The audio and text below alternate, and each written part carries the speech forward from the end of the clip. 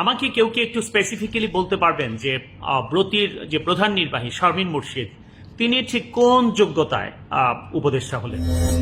তার একটা যোগ্যতাই আমি দেখি, যেটা হচ্ছে শ্রম আইন লঙ্ঘন মামলায় যখন ডক্টর ইউনূস আদালতের বারান্দায় ঘুরছিলেন, যেদিন মামলার রায় হয় গত বছর 1 জানুয়ারি, সেদিন যারা উপস্থিত ছিলেন ওনার সাথে 4 জন আসামির মধ্যে আরেকজন তো ছিলেন নূরজাহান বেগম, তিনি অলরেডি উপদেষ্টা হয়েছেন।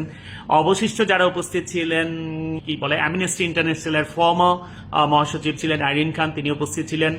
দ্রিকের প্রতিষ্ঠাতা শহীদুল আলম, তার স্ত্রী প্রফেসর রেহনুমা উপস্থিত ছিলেন। ঢাকা ইউনিভার্সিটির আইন বিভাগের প্রফেসর ডক্টর আসিফ নজরুল উপস্থিত ছিলেন। হ্যাঁ, তিনি বহু বছর ধরে আন্দোলন করছেন ব্যক্তিগতভাবে, জুলাই আন্দোলনেও তার বিশাল ভূমিকা রয়েছে ডেফিনেটলি।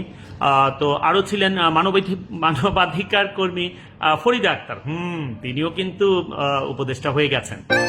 আর ছিলেন কে বলুন তো? হ্যাঁ, এই যে ব্রতির প্রধান নির্বাহী শারমিন মুর্শিদ। তাহলে দেখা গেল যে একটা ব্যক্তিগত ইস্যুতে পার্সোনালি যদি ডক্টর ইউনূসের মামলার রায়ের দিন উপস্থিত থাকা যায়, দ্যাটস এ কোয়ালিটি ইনডিড। এটার মাধ্যমে উপদেষ্টা হওয়া সম্ভব। অ্যান্ড দ্যাটস ট্রু যে ওখানে যারা উপস্থিত তারা সবাই কিছুটা শেখ হাসিনার রোশনলে পড়ার মতো অবস্থাতেই ছিলেন। দ্যাট ইজ এগেইন ট্রু, এটা সত্য।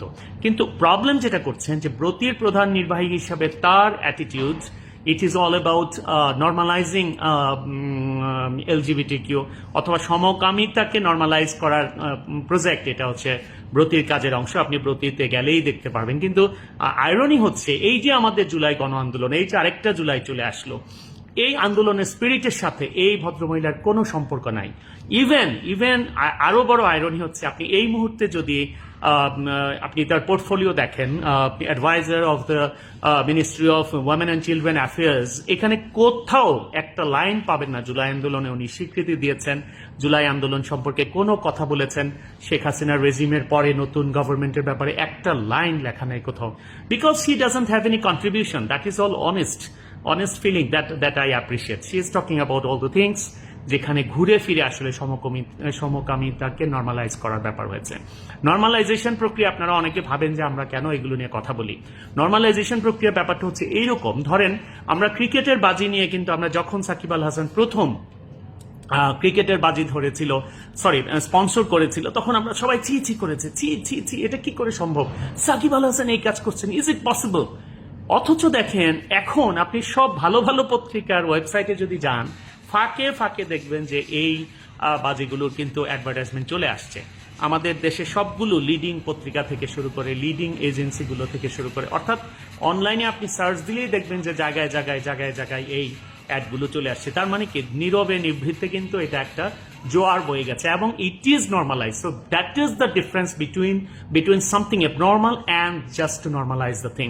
আপনাদেরকে একটা মনে করাই দেই, এই জুলাই ক্যালেন্ডারের মধ্যে একটা প্রোগ্রাম রাখা হয়েছে যে নারী পুরুষ নির্বিশেষে এই আন্দোলনে তৃতীয় লিঙ্গের যাদের অবদান আছে। খুব ক্লিয়ার একটা কথা বলি, তৃতীয় লিঙ্গ বলতে আসলে ওরকম কোনো লিঙ্গ নাই। লিঙ্গ মানে বায়োলজিক্যাল লিঙ্গ। আমাদের বাংলাদেশে জনগোষ্ঠী 3টা বায়োলজিক্যালি, পুরুষ, নারী অথবা হিজড়া জনগোষ্ঠী, যারা আমাদের সমাজের মূলধারার অংশ। আপনি বলবেন ঠিক আছে, পুরুষদের জন্য এটা, নারীদের জন্য এটা, ওকে। এই আন্দোলনে আমাদের হিজড়া জনগোষ্ঠীর ভাই বোনেরা কিভাবে কন্ট্রিবিউট করেছে আপনারা দেখেছেন। তাই আপনি ওখানে হিজড়া জনগোষ্ঠী লিখতে সমস্যা কি? আপনি সেটাকে কৌশলে যে তৃতীয় লিঙ্গ লিখছেন, এই তৃতীয় লিঙ্গের মধ্যে পরবর্তীতে যে আপনি এটাকে সফটলি সমকামিতাকে আপনি আস্তে আস্তে করে নিয়ে আসবেন, এটুকু আমরা বুঝি।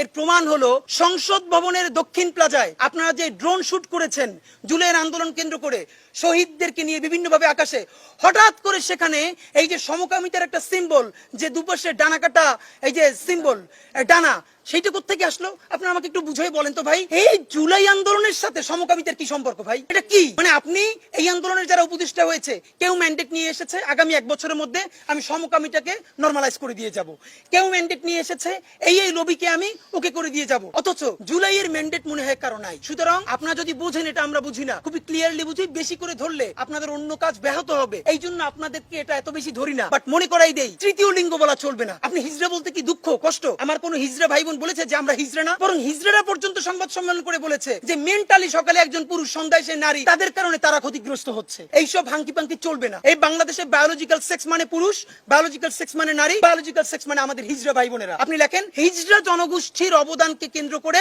তাদের ত্যাগকে মূল্যায়ন করে প্রোগ্রাম করবেন, কিন্তু এই তৃতীয় লিঙ্গে লেখা চলবে। আরো একটা আমি ওসমান হাদির প্রতি কৃতজ্ঞ। Thank you for your comments. Right at the same time আমাদের সবাইকে বুঝতে হবে যে জুলাই আপরাইজিং এর যে স্পিরিটটা ছিল সেটা আসলে কোথায় গিয়ে এখন দাঁড়িয়েছে, কারা এগুলো ডিল করছে, তাদের যোগ্যতা আসলে কি, and should they be continuing at this ministries or not. তিনি আরো মহিলা এবং শিশু ইস্যুতে লট অফ প্রবলেমস আর দেয়ার, সেই সব প্রবলেমগুলোকে অ্যাড্রেস না করে তিনি সবসময় ওই লিঙ্গ সমতা, হাবি জাবি এগুলো নিয়ে ব্যস্ত আছেন, and at the same time তারা এলজিবিটিকে অ্যাক্টিভিজমকে নর্মালাইজ করার চেষ্টা করছেন। At any cost this should be stopped, at any cost. Thank you Osman Hadi, thank you for your comments.